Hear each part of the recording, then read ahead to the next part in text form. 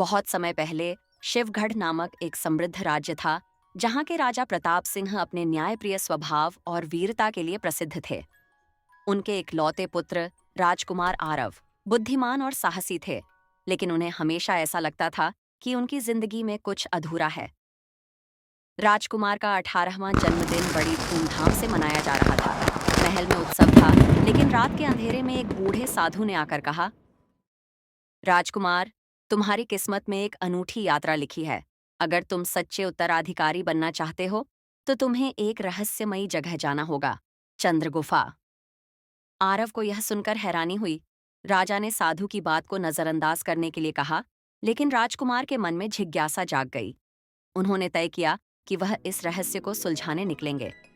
अगली रात राजकुमार ने अपनी तलवार और घोड़ा लिया और अकेले ही चंद्रगुफा की ओर निकल पड़े। ये गुफा शिवगढ़ से बहुत दूर थी, एक घने जंगल के बीचों बीच। रास्ते में उन्हें कई बाधाओं का सामना करना पड़ा।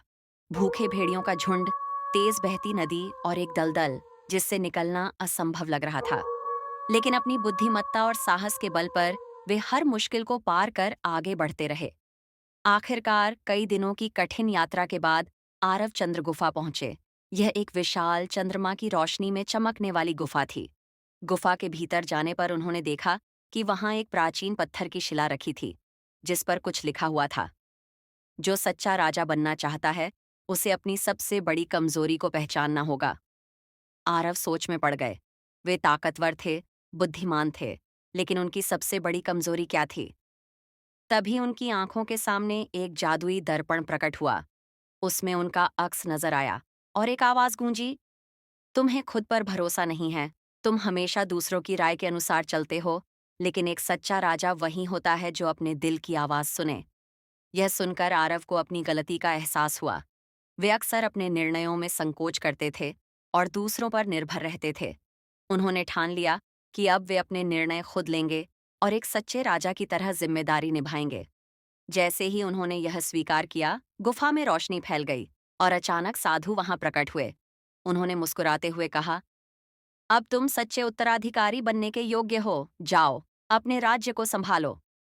राजकुमार आरव महल लौटे और अपनी नई सोच और आत्मविश्वास से राज्य को एक नई ऊंचाई तक पहुंचाया। वे न्यायप्रिय, निडर और दयालु राजा बने। उनकी यह रहस्यमयी यात्रा केवल एक गुफा तक सीमित नहीं थी, बल्कि उनके भीतर का परिवर्तन भी थी।